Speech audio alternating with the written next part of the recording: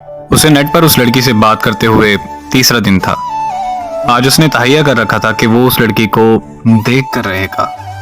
अपनी चिकनी चपड़ी बातों से लड़कियों को शीशे में उतारने का फन उसे खूब आता था, मगर न जाने क्यों वो लड़की इसकी बातों में नहीं आ रही थी। जितना भी इसरार किया उसका जवाब पक्की ना था।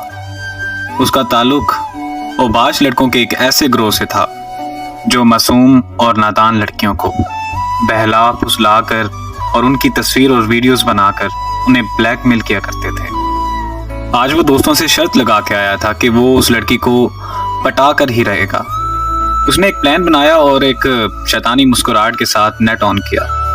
उसने अपना वेब कैम सेट किया, उस लड़की को मैसेज किया और इंतजार करने लगा कि कब वो लड़की ऑनलाइन आएगी। कुछ देर बाद उस लड़की का मैसेज आया। जी फरमाइए, क्या जरूरी बात पूछनी थी आपने?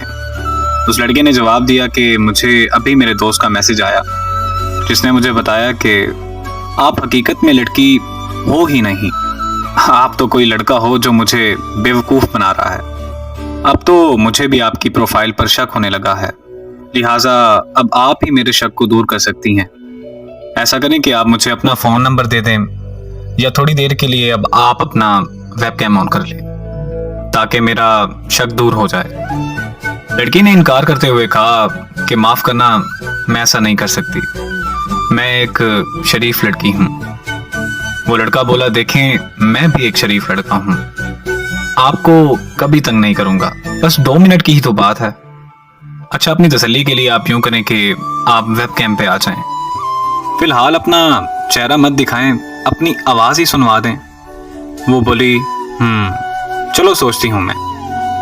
उसने वारकारी पड़ता देखकर कहा कि अब और क्या सोचना, आप एक अच्छी लड़की हो और आपके इस सख्त रवैये की वजह से आपकी कदर मेरे दिल में और भी बढ़ गई।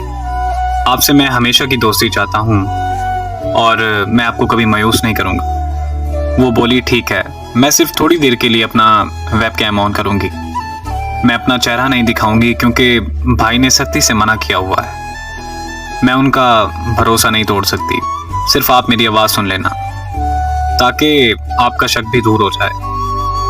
वो लड़का बहुत खुश था, कह रहा था कि चलो इतना तो मानी, आहिस्ता आहिस्ता उतार लूंगा अपने शीशे में। वेबकैम ऑन होते ही उससे पहले कि लड़की लड़के को देख पाती, उस लड़के की आंखें फट गईं और वो बिजली की तरह तेजी से पीछा हुआ, जैसे कि उसे किसी सांप ने डस लिया हो। कुर्सी पर गिरकर बुरी तरह कांपने लगा।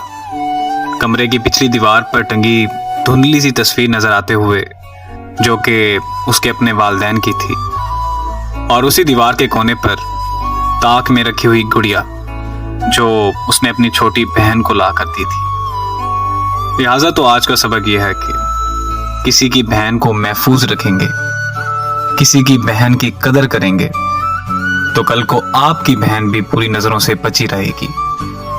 दुआ है अल्लाह पाक सब बहन बेटियों के नसीब अच्छे करे और सब बहन बेटियां इस माशरे की बुरी नजर से बची रहें और अल्लाह पाक हमें नेक हिदायत से नवाजे। आमीन।